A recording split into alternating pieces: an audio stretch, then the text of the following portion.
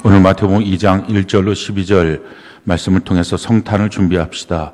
오늘 첫 번째 시간으로 말씀을 증거하겠습니다. 다음 주, 이번 주 수요일이 아니라 다음 주 수요일이 12월 25일 성탄절입니다.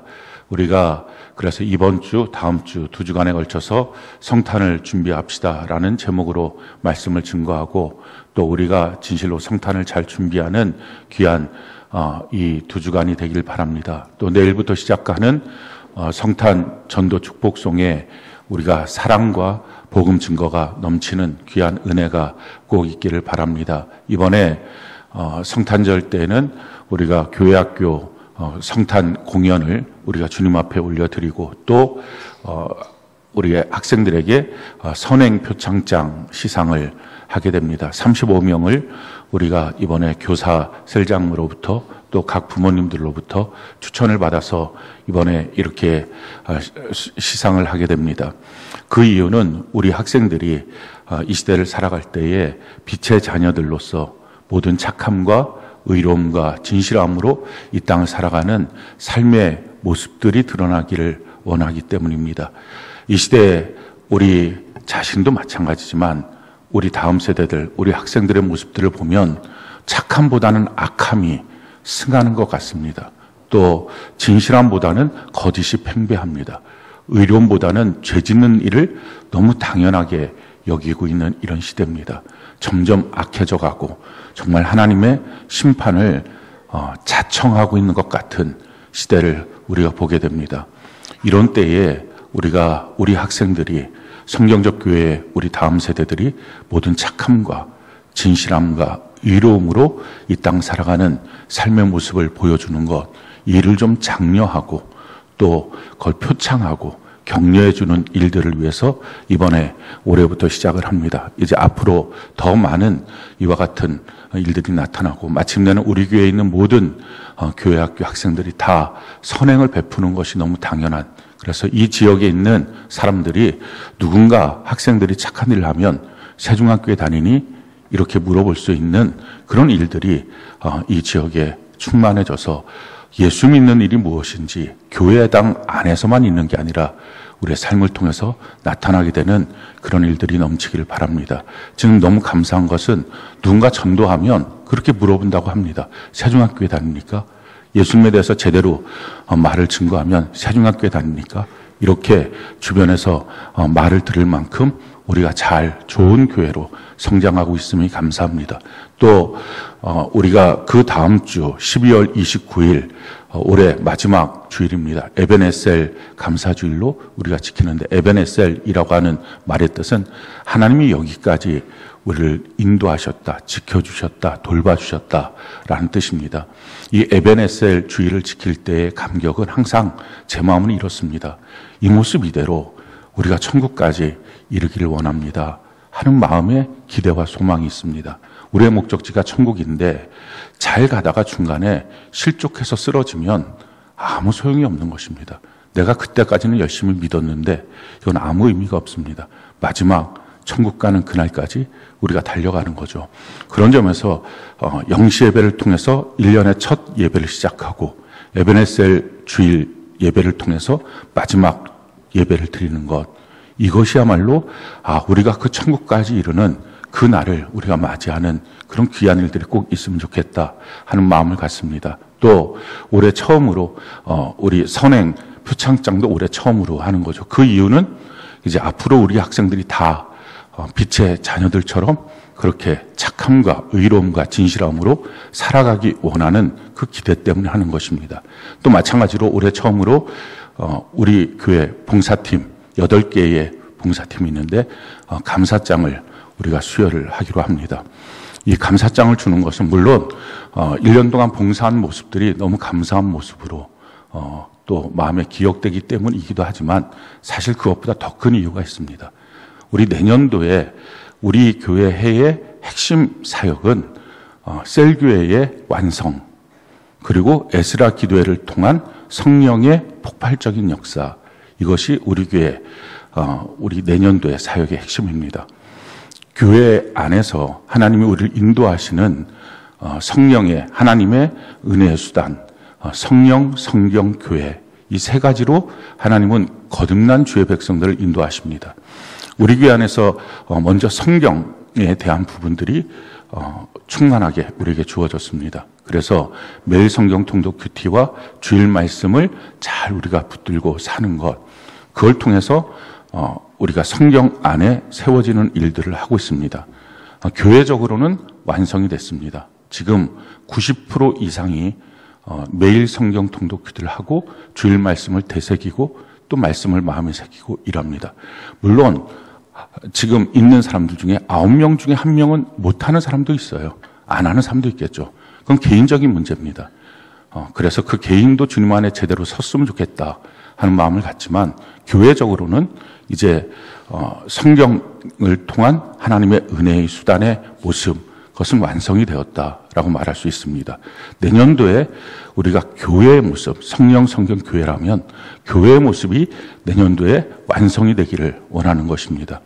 우리가 24년 동안 그 일을 위하여 셀교회를 온전하게 세우는 일을 위하여 달려왔습니다. 그리고 이제 내년도에 그것이 완성되길 원합니다. 교회라고 하는 것은 단지 세종한교회 이게 아니라 정말 교회는 셀교회입니다. 그 셀교회 안에서 서로 자신이 노출되고 자기가 바뀌어지는 것, 지속적인 관찰과 관심을 통해서 우리가 변화되는 것. 그래서 한 사람의 변화는 말씀이 있어야 되고 또 하나는 셀교회가 있어야 사람은 변화됩니다.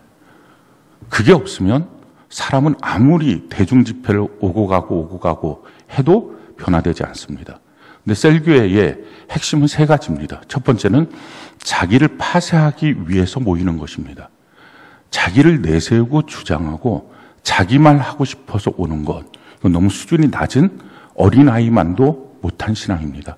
우리 교회학교도 다 셀교회가 있는데 교회학교에서도 그런 것은 안 합니다. 자기 막 주장하고 막 뛰어다니고 그렇게는 초등학교 1학년들도 그런 행동들은 안 합니다. 그러니까 교회 안에서 자기를 파쇄하기 위해서 셀로 모이는 것입니다.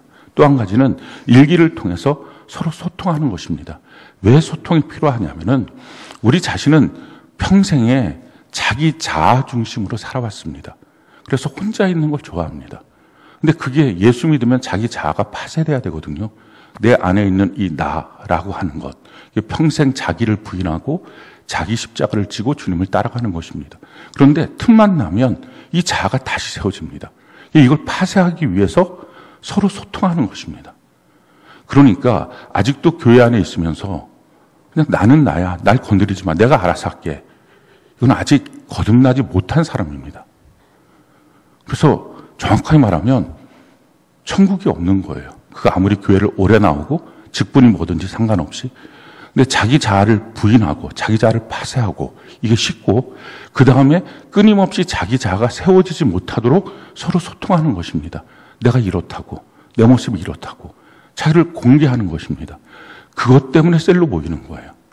그리고 세 번째는 내가 갖고 있는 모든 자원은 나 혼자 쓰라고 하나님이 주신 게 아닙니다. 내 시간도, 내 돈도, 내 힘도. 그러니까 이것을 누군가를 위해서 써야 합니다. 그래서 서로 사랑하고 섬기면서 나누는 것입니다. 그게 천국 들어갈 때의 상급입니다. 그게 값입니다. 그래서 내년도에 우리가 이 셀교회를 완성시키는 건데 그걸 위해서는 우리에게 모든 지체들이 다 무엇인가의 봉사를 하기를 원하는 것입니다. 그래서 올해 봉사팀 감사장을 주는 것입니다. 그러니까 뭔가 감사장을 주고 선행 표창장을 주는 것은 지금까지 잘했어. 이런 의도는 한 10%고 이제 정말 잘해야 돼. 그리고 이걸 기본으로 모든 성도가 잘해야 돼. 이게 90%입니다. 그래서 모든 성도들이 다 봉사할 수 있도록. 저의 내년도의 사역 중에 한 가지는 성도들의 의견을 잘 받아서 성경적 교회는 우리 교회에서 어떻게 하면 더 많은 성도들이 봉사할 수 있는 팀들을 만들까. 이걸 하나님께 기도하고 그 봉사팀들을 계속 만들어 갈 것입니다. 올해 이제 예수사랑 봉사팀 같은 경우가 3개로 그 안에서 이제 분과를 나눴잖아요. 이 분과를 나눴다는 얘기는 이제 조만간에 그게 하나씩 팀이 된다. 이제 그렇게 여러분들이 이해를 하면 제일 저를 잘 알고 있다라고 말할 수 있고 이걸 분과로 계속 가겠구나. 이런 식으로는 저는 안 합니다. 셀도 분셀을 막 하고 그런 것처럼 그렇게 해서 그 다수가 모이면 다수 안에 놀아도 되는 사람들이 생깁니다. 그게 팀이 썩는 거예요. 그게 셀이 썩는 거예요. 그러니까 도저히 자기가 놀 수 없는, 딱 보니까 몇 명밖에 없다. 자기가 그대로 노출된다. 그래야 사람이 바뀝니다. 그런 일들을 지속하면서 모든 성도들이 자기가 갖고 있는 자원들을 나만을 위해서 쓰니까 썩는 것입니다. 우리가 자기 삶이 정말 모자르지 않고 풍성해지는 건 왜 자꾸 마음이 우울해질까요? 왜 자꾸 마음이 이렇게 가라앉을까요? 오늘날 우울증 심하죠. 수많은 불안장애, 공황장애 이런 것들이 많죠. 이유는 한 가지입니다. 하나님이 주신 자원은 자기를 위해서 쓰는 것도 있지만 다른 사람들을 위해서 쓰는 것, 이게 C인데 그걸 안 하고 다 나 먼저 나부터. 그러니까 이게 점점 고갈되는 것입니다. 그러니까 평생 자기를 위해서 써도 모자란 것입니다. 그러니까 자기 감정도 자기를 위해서 써도 모자르니까 우울증이 생기는 것입니다. 그걸 다른 사람을 위해서 써야 주라 흔들어 넘치도록 너에게 풍성하게 채워줄 것이다. 누가복음 6장 38절의 말씀입니다. 이게 하나님의 원리인데 봉사를 안 하니까 시간이 없다, 뭐가 없다, 나는 몸이 이렇다 저렇다, 나는 지금 마음이 준비가 안 돼 있다, 이런 허튼 소리를 하니까 그 결과물이 자기도 자기 자신을 움직이지 못하는 우울증으로 나락에 빠지는 것입니다. 삶도 고통스럽게 다 없는 빈곤한 삶이 돼버리고 마는 것입니다. 우리 하나님은 풍성하신데 하나님이 왜 우리에게 풍성하게 안 주실까요? 주셨는데 나만을 위해서 썼으니까. 그게 나부터 나 먼저니까. 이걸 다 바꿔야 됩니다. 그 체질을 바꾸는 것. 이게 예수 체질로 바뀌어지는 것입니다. 예수 믿는 사람들은 나부터 나 먼저, 내 것부터. 그럼 점점 고갈되는 것입니다. 그리고 천국 문 앞에 이르렀을 때 단 하나도 열매가 없는 것입니다. 이제부터 완전히 바꿔지는 것. 그게 셀교회의 완성이에요. 내년도에 우리가 그렇게 셀교회를 완성하고 내년도에 에스라 기도를 통해서 성령의 폭발적인 역사, 오순절 마가의 다락방에 있었던 그 역사들, 오순절 마가의 다락방의 역사를 가만히 살펴보면 그들이 하나님 앞에 전심으로 기도합니다. 그들의 기도했던 모습들을 보면 성경 읽고 기도했던 것입니다. 그들에게 목사가 있어서 아닙니다. 예수님, 그들의 유일한 지도자였던 예수님이 승천하시고 난 다음에 쉽게 말하면 지금으로 말하면 평신도들끼리 모여서 기도했던 것입니다. 우리도 동일하게 하려고 합니다. 처음에 그 기도회를 확립하고 세워가는 것까지는 제가 하지만 그 다음부터는 우리 셀장님들이 다 교회 이 에스라 기도회를 인도할 수 있도록 그렇게 하려고 합니다. 거기서 나중에 더 나가서 일반 성도들도 아예 인도할 수 있도록 그렇게 해서 성도들이 그 기도회를 인도하고 각 성도들이 성령의 충만함을 받도록 하는 것. 그게 처음에 있었던 오순절 마가의 다락방 성령의 역사의 사건입니다. 우리도 동일하게 그런 일들이 이제 시작될 수 있도록 하기를 원합니다. 그런 과정들 속에서 지금 우리가 연말연시에 이 일들을 진행하고 있는 것입니다. 성탄절이 다가옵니다. 1년 365일 중에 가장 귀한 날이 있다면 그건 성탄절입니다. 아니, 우리 평생에 가장 귀한 날이 있다면 그건 성탄절이에요. 만약에 예수님이 이 땅에 오시는 성탄절이 없었다면 가장 저주스러운 날은 아마 우리 각자의 생일이었을 겁니다. 우리가 태어나서 고통스럽게 살다가 죽어서 영원한 지옥에 가는 것. 그게 우리의 운명이었습니다. 그런데 예수님이 이 땅에 나오셔서 태어나셔서 우리에게 구원의 길을 열어주시고 예수를 믿는 자에게 살아서 누리는 천국, 죽어서 영원히 사는 천국의 주인공이 될 수 있는 길을 열어주셨습니다. 그것이 너무 놀라운 것입니다. 성탄절이 없다면 우리의 생일은 축하받을 일이 아니라 저주받을 일입니다. 이 땅에 태어났다는 것 자체가 정말 평생에 고통스럽게 이유도 없이 왜 이런 인생을 살까 하고 살다가 서로 갈등하고 미워하고 고통받고 살다가 지옥 가는 거죠. 주님이 오셔서 우리를 구원하셨기 때문에 우리 인생이, 우리 삶이 가치 있고 우리 생일이 축하받을 수 있는 날이 된 것입니다. 예수님은 도대체 어떤 분이십니까? 예수님은 우리의 구원자가 되십니다. 성경은 우리에게 이와 같이 말씀을 합니다. 마태복음 1장 21절 같이 한번 목소리 한번 읽어볼까요? 시작. 아들을 낳으리니 이름을 예수라 하라. 이는 그가 자기 백성을 그들의 죄에서 구원할 자임이시라 하니라.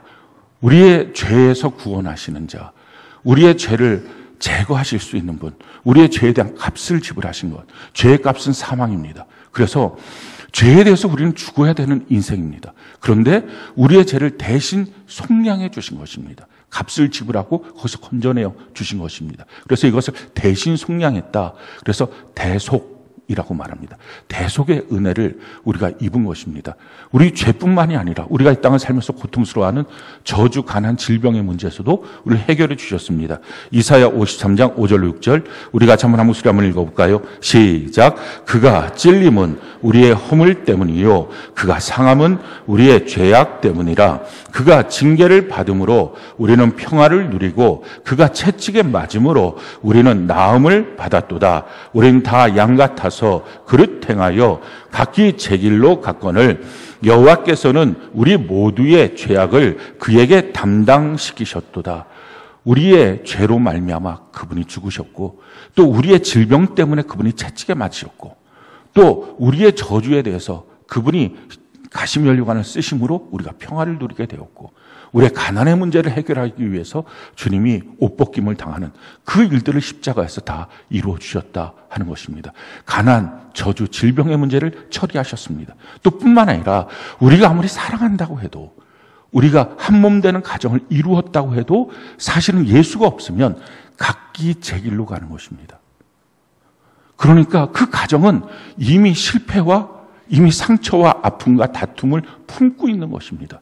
어느 가정이든지 자기 배를 통해서 자녀를 낳아도 그 부모와 자녀는 갈등 속에 있을 수밖에 없는 것. 왜? 다 각기 제 길로 가니까. 근데 그 모든 죄를 우리 예수님이 담당하셨습니다. 그래서 그 죄의 문제를 처리하시고 그 고통의 문제를 처리해 주시는 우리의 구원자가 되어주신다 하는 것입니다. 어느 누구도 이 일을 담당하실 자가 없습니다. 오직 예수님 한 분이십니다. 왜냐하면 우리 인생의 죄의 문제를 처리하시기 위해서 조건이 있습니다. 두 가지 조건인데 첫 번째 조건은 인간이어야 합니다. 사람의 죄를 사람이 처리하지 사람의 죄를 소나 양이나 다른 짐승이 그걸 대신 처리해 줄 수는 없는 거죠. 근데 또 한 가지 조건이 있죠. 근데 그 사람은 자기 죄가 없어야 됩니다. 만약 자기 죄가 있는데 너의 죄를 내가 짊어줄게. 그 말이 안 되는 것입니다. 자기는 자기 죄로 죽는 거죠. 그러니까 자기 죄가 없어야 됩니다. 근데 성경은 말합니다. 모든 사람이 죄를 범하였음에 죄 없는 사람이 없는 거죠. 또 한 가지는 모든 시대의 사람의 죄를 담당해야 됩니다. 또 모든 사람의 죄를 담당해야 됩니다. 모든 시대, 모든 사람, 죄가 없는 것. 그건 하나님밖에 없습니다. 그러니까 우리의 구원자가 될 수 있는 유일한 조건은 하나님이시면서 인간이어야 합니다. 그걸 충족하실 수 있는 분, 유일하게 예수님 한 분이십니다. 하나님이 사람이 되신 것. 이게 바로 예수님이에요. 성경 그것을 우리에게 이렇게 말씀합니다. 빌립보서 2장 6절로 8절 같이 한번 한 목소리 읽어볼까요? 시작. 그는 근본 하나님의 본체시나 하나님과 동등됨을 취할 것으로 여기지 아니하시고 오히려 자기를 비워 종의 형체를 가지사 사람들과 같이 되셨고 사람의 모양으로 나타나사 자기를 낮추시고 죽기까지 복종하셨으니 곧 십자가에 죽으심이라. 그는 하나님이셨으나 사람이 되셨다. 그래서 참 하나님, 참 사람 대신 예수님만이 우리의 죄의 문제를 처리하시고 우리의 저주와 가난과 질병의 문제를 처리할 수 있는 유일한 구원자가 되신다라는 것입니다. 그래서 성경이 우리에게 이와 같이 말씀합니다. 사도행전 4장 12절 같이 한번 한 목소리 읽어볼까요? 시작. 다른 이로서는 구원을 받을 수 없나니 천하 사람 중에 구원을 받을 만한 다른 이름을 우리에게 주신 일이 없음이라 하였더라. 천하 사람 중에 우리를 구원할 자, 우리 아버지도 아니고 우리 어머니도 아니고 우리 남편, 우리 아내도 아니고 우리 자녀도 아니고 사장도 아니고 그 누구도 아니다 하는 것입니다. 어떤 정치인도 우리의 구원자가 될 수 없다. 하나님이시면서 사람이 되신 유일하신 예수님, 다른 이름을 주신 적이 없다. 예수님만이 우리의 구원자가 되신다라는 것입니다. 그래서 이 예수님을 마음으로 믿고 입술로 시인하는 사람, 예수님 나의 구원자이십니다. 나의 모든 죄와 저주와 가난과 질병을 주님이 처리하셨습니다. 그 자가 구원함을 받고 죄, 저주, 가난, 질병의 문제에서 해방을 얻고, 그래서 그의 삶을 통해서 하나씩 그가 고통스럽게 산같이 여겼던 그 문제, 운명같이 여겼던 그 문제가 하나씩 정말 기적적으로 제거되면서 사람의 인생이 새롭게 되는 것, 예수님을 통해서 이루어진다 하는 것입니다. 저는 여러분들이 이 성탄절을 맞이해서 정말 여러분들의 삶 속에 해결될 수 없을 거라고 여겼던 그 운명 같은 문제를 주님을 정말 믿었을 때 어떻게 해결하시는지 그 맛을 좀 봤으면 좋겠어요. 시편에 있는 것처럼 여호와를 맛보아하라. 그래서 그분이 어떤 분인지 알게 되면 평생 우리 삶 속에 날마다의 기적이 꼭 필요한 건 아니지만, 그러나 인생을 살면서 나의 물질 문제를 해결하시고, 나의 질병의 문제를 해결하시고, 나의 관계의 문제를 해결하시는 그 주님의 맛을 한번 보고 나면 세상 앞에 지지 않습니다. 신앙생활 하면서 이것 문제라고 저것 문제라고, 이것 때문에 힘들다고 저것 때문에 힘들다고, 신앙생활 안 된다고 그렇게 인생 초라하게 비굴하게 살지 않습니다. 정말 예수님을 맛보아하는 그 은혜가 이번 성탄을 준비하면서 우리 모두에게 흘러넘치는 구원자 되시는 예수님을 꼭 만나는 은혜가 있기를 바랍니다. 또 한 가지, 예수님은 어떤 분이십니까? 그분은 우리의 주인이 되십니다. 성경 것을 우리에게 이렇게 말씀하십니다. 빌립보서 2장 9절로 11절 같이 한번 읽어볼까요? 시작. 이러므로 하나님이 그를 지극히 높여 모든 이름 위에 뛰어난 이름을 주사 하늘에 있는 자들과 땅에 있는 자들과 땅 아래에 있는 자들로 모든 무릎을 예수의 이름에 꿇게 하시고 모든 입으로 예수 그리스도를 주라 시인하여 하나님 아버지께 영광을 돌리게 하셨느니라. 예수님은 나의 주인이 되십니다. 그분이 우리의 주인이시다라는 거예요. 예수님은 우리의 주인이 되시기에 너무나 합당하신 분이십니다. 예수님이 누구십니까? 성경이 우리에게 이와 같이 말씀하죠. 이사야 9장 6절 같이 한번 목소리 한번 읽어볼까요? 시작. 이는 한 아기가 우리에게 낳고 한 아들을 우리에게 주신 바 되었는데 그의 어깨에는 정사를 메었고 그의 이름은 기묘자라 모사라 전능하신 하나님이라 영존하시는 아버지라 평강의 왕이라 할 것입니다. 자, 예수님에 대해서 예수님이 오시기 600년 전에 이사야 선지자를 통해서 예수님이 어떤 분인지를 설명하고 있습니다. 그는 한 아기였다라는 것입니다. 예수님은 한 아기였습니다. 그래서 아기로서 이 땅에 잉태되고 태어나서 자라났습니다. 광대하신 하나님, 영원하신 하나님이 인간의 자궁 안에 들어가서 10달 동안 있다가 태어나신 것입니다. 30살까지 인간의 자라나는 방식 그대로 자라나셨습니다. 그의 삶에 대해서는 어떤 특별한 보호장치들이 없었습니다. 예수님이 태어난 곳이 마구간이죠. 그리고 예수님 처음에 누이었던 그곳이 그 요람이 말구유였습니다. 우리가 다 아는 내용입니다. 그 말구유에 누우셨던 예수님. 그러니까 그 온몸에, 그 어린아이의 온몸에 어떤 특별한 하나님이 태어났다라고 하는 게 아니라 한 아기로 태어났기 때문에 그 말구유의 온갖 세균이 예수님 몸 안에 다 들어간 것입니다. 그래서 성경을 보면 그는 평생에 아프심이 있었습니다. 그 세균이 다 들어갔으니까 머리부터 발끝까지 안 아픈 곳이 없습니다. 그래서 주님은 우리가 질병 때문에 주님 앞에 기도할 때 주님 너무 아파요 할 때 아신다라고 말씀하십니다. 그냥 하나님이니까 알지가 아니라 경험하셨다는 것입니다. 뿐만 아니라 그 예수님은 가난한 목수의 아들이었습니다. 그러니까 그 가난을 압니다. 돈이 없어서 굶게 된다는 사실이 뭔지를 인간으로서 아신 것입니다. 평생 사생활하고 요셉을 통해서 나지 않았다는 걸 동네 사람들이 다 알았으니까 그 조롱을 받았고 자기 어머니 마리아, 가장 순결하고 성결한 여인이었던 그 마리아를 향하여 사생활을 낳았다고 욕하고 예수님을 향해서는 넌 사생자라고 평생에 그 조롱과 멸시가 뭔지 저주가 뭔지 아셨던 분입니다. 그래서 아신 예수님이 이렇게 말씀하시는 겁니다.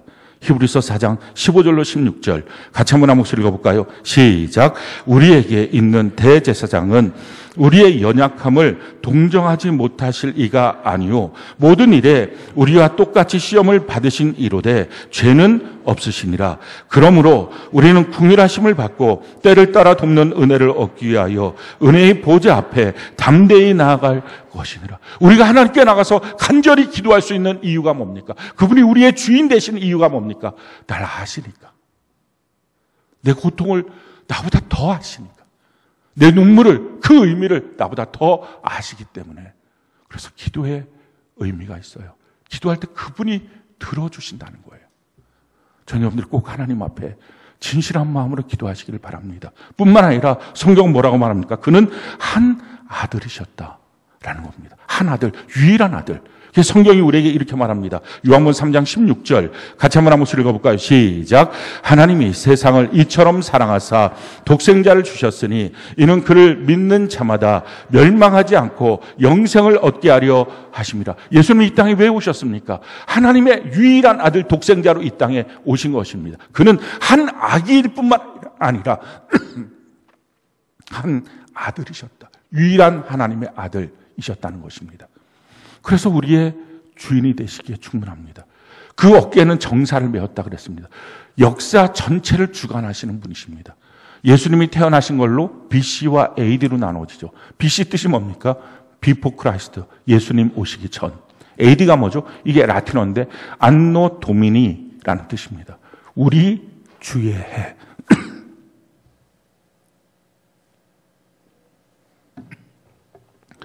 우리가 주후 2024년 지금 살고 있죠. 우리 주님의 해를 살고 있는 것입니다. 우리 주님의 통치의 해. 지금 우리가 살아가고 있는 거예요. 역사 전체 그의 이야기예요. 그래서 히스토리입니다. 그분의 이야기, 그분이 써나가고 있는 이야기 속에서 우리가 살아가고 있습니다. 그는 정사를 메었습니다. 또한 그의 이름은 기묘자라고 불렀습니다. 기묘자는 말의 뜻은 영어로 말하면 원더풀입니다. 예수님을 만나면 원더풀한 인생이 됩니다. 많은 사람들이 이렇게 말해요. 왜 내 인생에 태클 거는 인생이 이렇게 많냐고.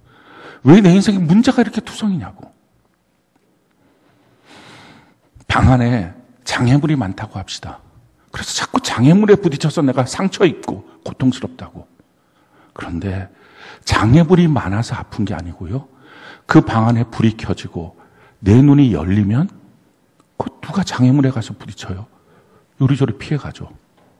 또 한 가지, 방 안에 장애물을 누가 뒀어요? 방 안에 있는 게 무슨 장애물입니까? 가구지. 제가 어둡고 못 보니까 상처받는 것입니다. 근데 예수님을 만나면 우리의 눈이 띄어지죠. 세상의 빛 대신 예수님이 그 방에 불을 켜놨죠. 그렇게 이제 다 볼 수 있습니다. 그게 다 가구라고요. 우리가 편하게 있는 것. 내 주변의 사람들 왜 이렇게 나에게 상처 주냐고. 왜 내 인생을 이렇게 힘들게 하냐고.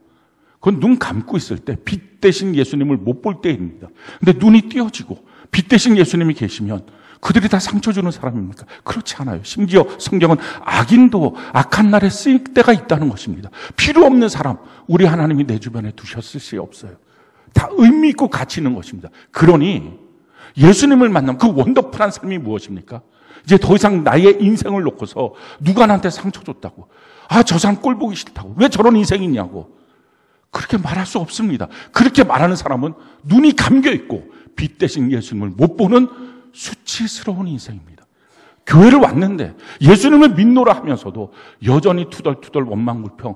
왜 저 사람은 저러냐고. 왜 이 사람은 이러냐고. 아직 거듭나지 못해서 그래요. 거듭났다면 그런 수치스러운 일들 말들 할 수 없습니다. 눈 뜨고 사는 거. 이게 너무 기묘자예요. 예수님을 만나는 인생 원더풀합니다. 또한 예수님은 모사이십니다. 상담자고 우리의 인도자가 되십니다. 우리의 인생에 대해서 우리는 누구도 다 두 번 산 사람은 없어요. 처음 사는 삶입니다. 그래서 5분 앞에 어떤 일이 있을지 모릅니다. 근데 우리 주님은 다 아시죠. 그분이 우리의 인생길을 인도하십니다. 우리의 상담자가 되십니다. 그러니 주님 안에서 가장 안전한 삶을 삽니다. 또 뿐만 아니라 주님은 전능하신 하나님이라고 성경은 말합니다. 전능이라는 것은 최악의 상황을 최고의 상황으로 넉넉하게 바꿀 수 있는 분, 엘샤다이라는 뜻입니다. 근데 또 한 가지 뜻이 있어요. 이 엘샤다이, 전능한 하나님이라고 하는 뜻은요, 하나님의 품, 이라는 뜻입니다. 저는 이 하나님의 품이라는 뜻이 너무 좋아요. 어머니가 자기 아들을 품죠. 그리고 그 가슴에서 젖을 물려줍니다.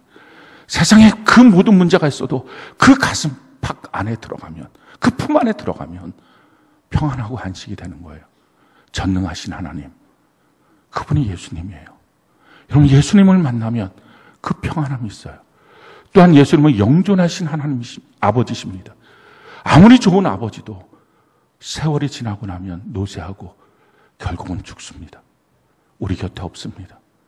그런데 우리 예수님은 영원한 우리의 아버지, 어느 때든지 내 옆에 계신 아버지, 그분이십니다. 평강의 왕, 우리의 삶 속에 진실한 평강을 주시는 분, 이분이 예수님이에요. 그 예수님, 우리의 구원자가 되시고 우리의 주인이 되시는 예수님이 우리를 만나기 위해서, 우리를 구원하시기 위해서 오신 날, 이게 성탄절입니다. 물론 이 성탄절 12월 25일인지 아닌지 어느 날인지 사실 모릅니다. 도리어 성경을 우리가 잘 해석만 하면 성탄절은 이 추운 손호흡어는 이 겨울이 아니고 여름일 것이다 예측이 됩니다. 왜냐하면 저들밖에 목자들이 들판에 있다가 천사들을 만나잖아요. 이스라엘에서 들판에 목자들이 있었던 때는 여름뿐입니다. 그러니까 사실은 7월, 8월, 그러니까 우리가 예수님을 만날 때는 다 수영복 입고 만나는 것이 정상적인 성경적 개념이지만 어떻게 하든지 이 2000년 기독교 역사 속에서 12월 25일로 정한 것입니다. 그걸 특별히 어느 날이 더 권위적이다, 이걸 바꿀 수 있는 사람도 없고 바꾸고 싶은 마음도 없고, 중요한 사실은 오셨다, 이건 정확한 거예요. 자, 오신 예수님, 날 구원하기 위해서, 날 만나기 위해서 오신 예수님, 그걸 못 만난다, 이게 불행이에요. 근데 교회당까지 왔어요. 근데 그분을 못 만나요. 정말 불행입니다. 예수님 반드시 만나야 돼요. 그걸 위해서 성탄을 준비하는 것입니다. 자, 그러면 예수님은 어떻게 만납니까? 누구든지 만날 수 있어요. 그러나 아무나 만나는 것은 아니에요. 심지어 같은 팔레스타인에 있었던 2000년 전에 동시대에 있었던 사람들 중에 허다한 사람들이 예수님을 못 만났어요. 예수님을 만나도록 준비된 자들만 만난 거예요. 그래서 이번 주, 다음 주 성탄을 준비합시다.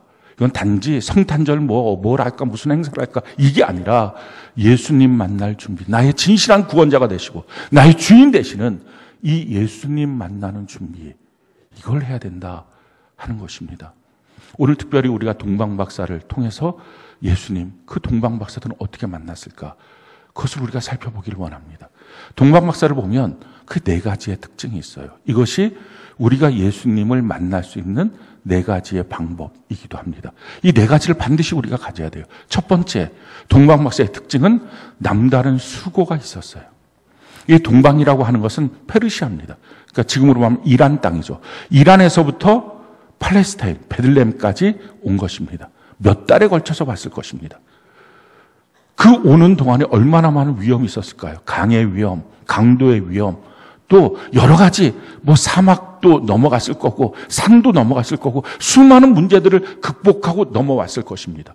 그러고 예수님 만난 거예요.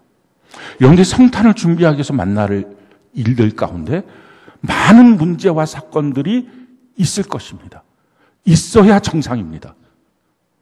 근데 그 일들 가운데 마음의 문제든지 환경의 문제든지 몸의 문제든지 그 일 가운데 그걸 다 극복하고 남다른 수고를 통한 자만 예수님을 만납니다. 성경은 우리에게 이와 같이 말씀을 합니다. 잠언 8장 17절 같이 한번 한 목소리 읽어볼까요? 시작. 나를 사랑하는 자들이 나의 사랑을 입으며 나를 간절히 찾는 자가 나를 만날 것이니라. 사람들이 갖고 있는 큰 착각 중에 한 가지는 내가 어떻게 살든 하나님은 날 사랑하신다. 그렇지 않아요. 제대로 성경만 읽어보면, 그러니까 자기가 관념으로 성경도 안 읽고 그냥 하나님 믿는다. 그래서 어떤 몇 가지 들은 거, 하나님은 사랑이시다. 하나님 누구나 사랑한다. 맞습니다. 누구나 사랑합니다. 그러나 아무나 사랑하는 것은 아닙니다. 하나님은 사랑하는 대상을 정해놨어요. 나를 사랑하는 자를 내가 사랑하겠다. 그래서 우리가 하나님을 뜨겁게 사랑하는 은혜가 있기를 바랍니다. 아무나 만나는 게 아니라 간절히 하나님을 만나겠다고 찾는 자를 하나님이 만나주시겠다 하는 것입니다. 남다른 수고가 있는 자, 그에게 하나님을 만날 수 있는 특권이 제공됩니다. 이 동방박사, 여러 가지 위험이 있었지만 예수님을 만나기 위해서 남다른 수고를 했습니다. 우리도 남겨지는 이 기간 동안에 주님을 만나기 위해서 남다른 수고를 하는 은혜가 있기를 바랍니다. 두 번째, 이 동방박사는요, 남다른 믿음이 있었어요. 우리가 다 아는 것처럼 동방박사들은 별을 쫓아서 왔습니다. 여러분, 별이 낮이나 밤이나 다 보입니까? 아니잖아요. 이 동방박사들이 봤던 별은 낮에도 보였다. 이거 좀 말이 안 되는 거죠. 낮엔 안 보여요. 그러니까 별이 보이는 시간이 있고 안 보이는 시간이 있어요. 우리의 믿음의 길이라는 것은 이렇습니다. 우리가 이해되고 납득되는 그 어떤 구간이 있어요. 그런데 나머지 구간은 이해되지도 않고 납득되지도 않는 구간이 있어요. 그럼 그 구간은 어떻게 할까요? 믿기로 결정하는 것입니다. 동방박사들이 낮에는 안 보이는 별, 그 별이 있다는 것을 믿기로 결정하고 그 별을 향하여 조금씩 움직인 것입니다. 밤에는 너무 확실하게 보이니까 움직여 갔겠죠. 그러니까 낮이 됐으니까 그들이 예루살렘 땅에 도착했을 때 별을 볼 수 없으니까 그냥 궁정으로, 그들이 습관적으로 궁정에서 왕이 났겠지 하고 찾아 들어간 것입니다. 우리의 믿음의 삶도 이렇습니다. 확실하게 이해되고 확실하게 맞다라고 인정되는 구간이 있는가 하면 전혀 이해되지도 않고 믿어지지 않는 구간이 있습니다. 어떤 사람들은 내가 다 믿어져야 주님을 따르겠다, 내가 다 확실해야 주님을 따르겠다. 평생 가도 그 사람은 예수 못 믿습니다. 믿는 것은요, 믿어지지 않는 구간은 믿기로 결정하는 것입니다. 내가 믿기로 결정하지 않는 순간은 안 믿기로 자기가 은연중에 결정한 것입니다. 못하러 에너지를 안 믿기로 결정하는 데 쓰겠습니까? 믿기로 결정하는 것. 남다른 믿음이 있었어요. 그들이 어떻게 보면 반은 보이고 반은 안 보이는, 좀 흐릿하게 보이는 별을 쫓아서 온 것입니다. 우리의 믿음도 그와 같습니다. 확실하게 알고 믿어지는 구간과 믿어지지 않는 구간, 믿어지지 않는 구간에서 나의 자세와 태도가 어떤가, 이게 결국 온전한 믿음으로 살 수 있는지 없는지를 결정하는 것입니다. 그들이 봤을 때 첫 번째 별은 누구였을까요? 아마도 하늘에 뜬 별이기보다는 아마도 다니엘이었을 거예요. 페르시아에서만 왔으니까. 다른 나라에서도 온 게 아니라 오직 페르시아. 별은 다 보였을 텐데 페르시아에서만 왔습니다. 이유는 뭐냐면 그 페르시아에 다니엘이 있었어요. 예수님 태어나기 전 500년 전에. 그 다니엘은 어떤 사람입니까? 사람들이 다 공격해서 그의 모든 삶을 다 털었는데 죄가 하나도 발견되지 않았던 사람, 흠이 없었던 사람입니다. 그래서 신앙적인 이유만으로도 그것 말고는 다른 게 없으니까 그걸 갖고서 그를 사자굴에 집어넣으려고 했던 사람이 다니엘입니다. 더 놀라운 사실은 바벨론, 느부갓네살 왕 때 바벨론, 그 다음에 메대, 다리오 왕 때 메대, 그리고 페르시아, 고레스 왕 때, 이 세 개의 왕조가 바뀌었거든요. 다른 민족들이 들어와서 점령한 것입니다. 근데 세 개의 왕조가 바뀔 때 다 총리로 있었습니다. 이런 사람이 있을까요? 왕조가 바뀌는 그 전에 있었던 정치인들 다 잡아 죽이는 거잖아요. 근데 다니엘이 얼마나 탁월했으면 왕조가 세 개가 바뀌는데 신라, 고려, 조선 계속 그는 총리로 있었던 그런 사람과 동일한 것입니다. 그렇게 타고난 사람. 근데 그 사람이 이렇게 예언을 한 거예요. 뭐라고 예언했냐면은 다니엘 7장 18절 22절 우리가 한번 한번 읽어볼까요? 시작. 지극히 높으신 이의 성도들이 나라를 얻으리니 그 누림이 영원하고 영원하리라. 옛적부터 항상 계신 이가 와서 지극히 높으신 이의 성도들을 위하여 원한을 풀어주셨고 때가 이름에 성도들이 나라를 얻었더라. 성도들이 나라를 얻는 그 날이 올 것이다. 그 놀라운 왕이 지극히 높으신 자가 내려올 것이다. 이걸 예언했어요. 그 예언이 500년을 흘러서 누가 말했기 때문에? 다니엘이 말했기 때문에. 그걸 믿어져서 별 하나를 보고 예수님을 만나러 페르시아에서부터 온 것입니다. 우리도 누군가의 별이 될 수 있어요. 신앙생활하면서 어느 누군가에게 별처럼 나를 봐. 예수 믿는 거야. 이게 예수 믿는 삶이야. 이거 보여줄 수 있다고요. 흐릿한다 할지라도 믿어지지 않는 구간도 믿기로 결정하며 믿는 것. 여러분들이 머릿속으로 다 이해돼야지 믿는다고 생각합니까? 그렇게 머리가 탁월하십니까? 하나님보다도 더? 사랑을 증명하시겠어요? 뭘로 증명하시려고요? 좋아하는 걸 증명하시겠어요? 어떤 공식으로 증명하시려고요? 우리가 표현하고 증명되지 않는 구간들이 인생에 많습니다. 그래서 없습니까? 있잖아요. 그래서 결혼하신 거잖아요. 그래서 살고 계시는 거잖아요. 우리가 이 땅에 나머지 구간은 믿는 거죠. 제가 당신을 사랑합니다. 고백을 했다가 왜 I love you, I need you 뭐 이렇게 와타시 아나타 아이시마스 뭐 이런 식으로 해갖고 고백을 했다고 합시다. 고백을 했을 때 어떻게 반응해야 되죠? 증명해봐. 이상한 사람이에요. 증명해봐. 그럼 뭐 뭘로 증명할 거예요? 내가 한번 저 바다로 뛰어들까? 목숨을 걸어볼까? 말이 안 돼. 그건 사실은 증명해봐가 아니라 그냥 너 나 귀찮게 하지 말고 죽어. 이런 거랑 똑같은 거죠. 증명하는 게 아니라 사랑합니다. 그럼 뭐라고 반응해요? 믿어요. 믿어요 하고서 결혼한 거예요. 물론 뭐 그 다음에 일은 뭐 특별히 말을 안 해도 뭐 속았구나 뭐 이렇게 할 수도 있겠지만 사랑은 믿는 것처럼 증명되지 않는 구간, 믿음으로 우리가 고백하고 나갈 때 인생이 완성되는 것처럼 이 동방박사들 남다른 믿음이 있었어요. 세 번째, 이 동방박사들의 특징, 그 특징들은요, 남다른 의지가 있었어요. 그들이 그 천신만고군 때 아마 몇 개월을 걸렸을 것입니다. 그렇게 하고 예루살렘에 도착했어요. 근데 도착했을 때 예루살렘은 너무 조용해요. 처음 예수님이 계신다고? 그런 구원자, 그런 주님이 계신다고? 하고 교회를 왔어요. 근데 먼저 믿은 성도들이 자기가 봤을 때 너무 개판이에요. 뭐 가짜인가 봐, 아닌가 봐.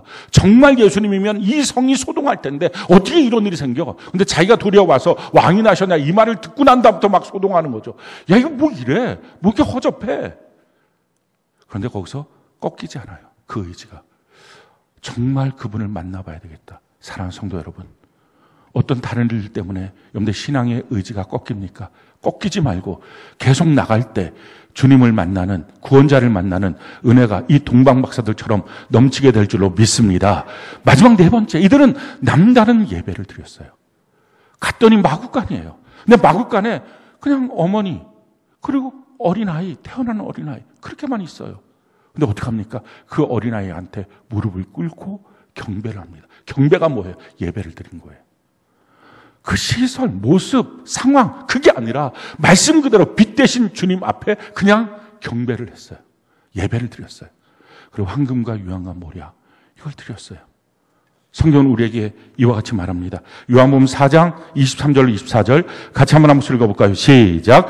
아버지께 참되게 예배하는 자들은 영과 진리로 예배할 때가 오나니 곧 이때라. 아버지께서는 자기에게 이렇게 예배하는 자들을 찾으시느니라.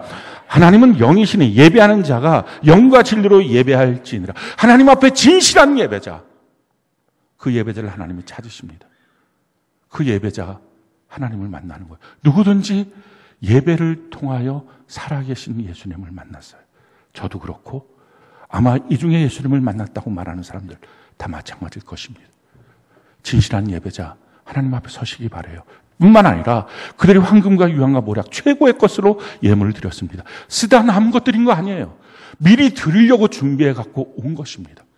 성경은 우리에게 이와 같이 말합니다. 마태복음 6장 21절 같이 한번 읽어볼까요? 시작. 내 보물이 있는 그곳에는 내 마음도 있느라. 왜 예물이 필요합니까? 내 마음이 온전하게 들어가기 위해서입니다. 고린도후서 8장 2절로 3절 같이 한번 읽어볼까요? 시작. 환난의 많은 시련 가운데서 그들의 넘치는 기쁨과 극심한 가난이 그들의 풍성한 연보를 넘치도록 하게 하였느니라. 내가 증언하노니 그들이 힘대로 할 뿐 아니라 힘에 지나도록 자원하여. 그렇습니다. 예물은 자기가 갖고 있는 조건, 환경 그것을 뛰어넘어서 하나님 앞에 자기의 마음을 표현한 그 드리는 예물이었어요. 예수님을 만날 수 있었는데 만나지 못한 사람들 있죠. 헤로드 왕도 그렇고 대제사장과 서기관이에요. 그들은 만나지 않아야 될 충분한 이유들이 있었겠죠. 그건 논할 이유도 없어요. 아마 이 중에도 만나지 못할 수많은 이유들을 이것저것 정말 쓸데없이 말할 것입니다. 쓸데없는 소리예요. 주님 만나지 못하는 모든 소리 허망한 소리입니다. 우리 다 같이 주님 앞에 이 기회에, 이 성탄에, 그냥 성탄절, 이 어떤 행사가 아니라 남다른 수고, 이미 여러분들의 인생 가운데 주님이 주셨던 그 일들 가운데 그걸 다 극복하시기 바라요. 남다른 믿음, 믿겨지지 않는 구간을 믿기로 작정하는 것으로 여러분의 삶을 온전한 믿음으로 다 완성시키십시오. 남다른 의지, 사람들 보고 환경들 보고 흔들리지 말고 꺾이지 않는 의지를 갖고 주님 앞에 나오십시오. 남다른 예배, 남다른 예물, 내 마음이 들어간 것을 드려서 우리 다 같이 주님을 만나는 은혜가 넘치기를 예수님 이름으로 축원합니다.